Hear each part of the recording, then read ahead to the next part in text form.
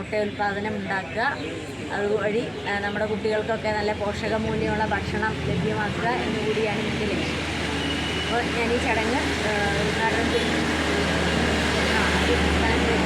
Vice പ്രസിഡന്റിനെ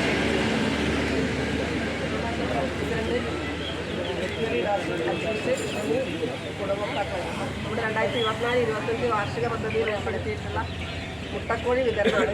doctor പറഞ്ഞ പോലെ തന്നെ നമുക്ക് വീട്ടിലിരിക്കുന്നവർക്കൊരു വരുമാന മാർഗ്ഗമാകുക എന്നുള്ള രീതിയിലാണ്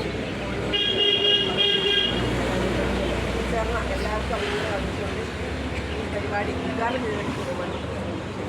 ബഹുമാനപ്പെട്ട ഈ ചടങ്ങിൻ്റെ അധ്യക്ഷ വൈസ് പ്രസിഡന്റ് മിനി കോലത്തൊലി, അതുപോലെ തന്നെ നമ്മുടെ സ്വാഗതം ആശംസിച്ച വെറ്റിനറി ഡോക്ടർ ജനീഷ അഹമ്മദ്, അതുപോലെ തന്നെ ഈ ഇന്നത്തെ ഈ ഒരു കോഴിക്കുഞ്ഞുങ്ങളെ കൈപ്പറ്റുന്നതിന് വേണ്ടി എത്തിയിട്ടുള്ള പ്രിയപ്പെട്ടവരെ എല്ലാവർക്കും നമസ്കാരം. വാഴയൂർ ഗ്രാമപഞ്ചായത്തിൻ്റെ 24-25 വാർഷിക പദ്ധതിയിൽ ഉൾപ്പെടുത്തിയ ഒരു പദ്ധതിയാണ് മുട്ടക്കോഴി വിതരണം.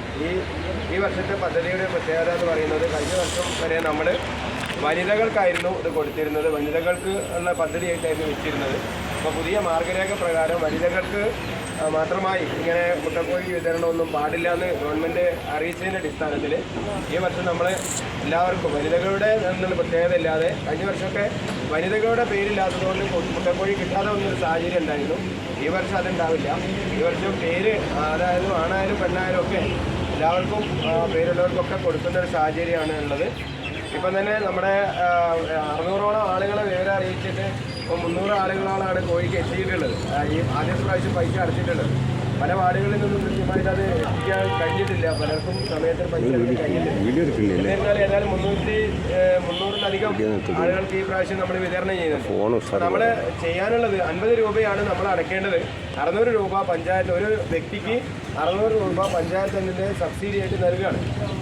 അപ്പോൾ നമ്മൾ ഈ കിട്ടുന്നത് 50 രൂപയാണ് മുടക്കുന്നതെങ്കിലും നമ്മൾ കിട്ടുന്ന കോഴികളെ കൃത്യമായി പരിപാലിച്ച് കൊണ്ടുപോകേണ്ടതുണ്ട്. അപ്പോൾ അതിന് ചെയ്യേണ്ട കാര്യങ്ങളൊക്കെ ഡോക്ടർ ഒരു പക്ഷേ ഇതിൻ്റെ ശേഷം പറയുമായിരിക്കും.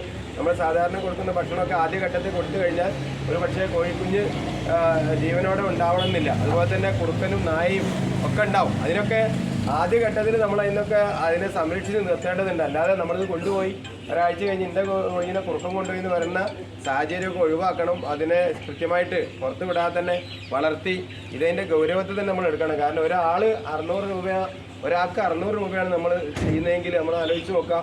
നമ്മളൊരു 500 ആൾക്ക് കൊടുക്കുമ്പോൾ ലക്ഷങ്ങളാണ് പഞ്ചായത്തിൻ്റെ പൈസ നമ്മളെ തന്നെ പൈസയാണ്.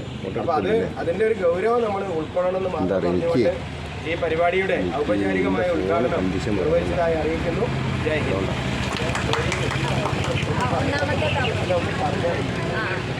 എങ്ങനെയാണ് ഈ കോഴീനെ വളർത്തേണ്ട കാര്യം എന്ന് പറയും.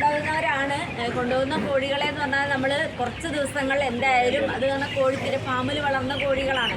കോഴിത്തീറ്റ തന്നെ വാങ്ങിയിട്ട് കൊടുക്കണം. അല്ലാതെ നമ്മൾ പെട്ടെന്ന് തന്നെ ചോറൊക്കെ കൂടുതലായിട്ട് കൊടുത്താൽ ഇതിന് തൂക്കം വരാനുള്ള സാധ്യതയുണ്ട്. പിന്നെ അതുപോലെ തന്നെ ഇപ്പോൾ ഈ സമയത്ത് കൊണ്ടുവന്ന കുഴപ്പമില്ല. കുറച്ചുകൂടിയൊക്കെ കഴിഞ്ഞിട്ടാണ് ഈ വെയിലൊക്കെ വരുമ്പോഴേക്കും ഇത് വല്ലാതെ ക്ഷീണിക്കും. രാവിലെ കൊണ്ടുവന്ന കോഴിയില്ലേ, കുറച്ച് വെള്ളം പറ്റുകയാണെങ്കിൽ ഇത്തിരി ഗ്ലൂക്കോസോ അല്ലെങ്കിൽ ഇത്തിരി പഞ്ചസാരയോ എന്തെങ്കിലും ഇട്ടിട്ട് കുറച്ച് വെള്ളം കൊടുക്കുന്നത് നല്ലതാണ് ആദ്യം കൊണ്ടു ചെല്ലുമ്പോൾ തന്നെ. പിന്നെ അതിന് വേറെ എന്തെങ്കിലും പ്രശ്നങ്ങൾ എന്തെങ്കിലും ഉണ്ടാവണമെങ്കിലുള്ള മരുന്നുകളൊക്കെ നമുക്ക് മൃഗാശുപത്രിയിൽ ലഭ്യമാണ്. ഉടൻ തന്നെ നിങ്ങൾ എന്തെങ്കിലും പ്രശ്നങ്ങളുണ്ടെങ്കിൽ അവിടെ വന്ന് പറഞ്ഞാൽ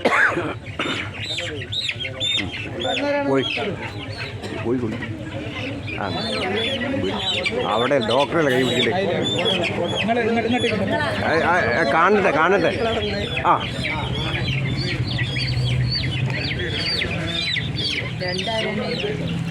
രണ്ടവിടെ കേട്ടോ, ഒന്ന് കഴിയട്ടെ. നിങ്ങളിഞ്ഞാവില്ല ഒന്ന്.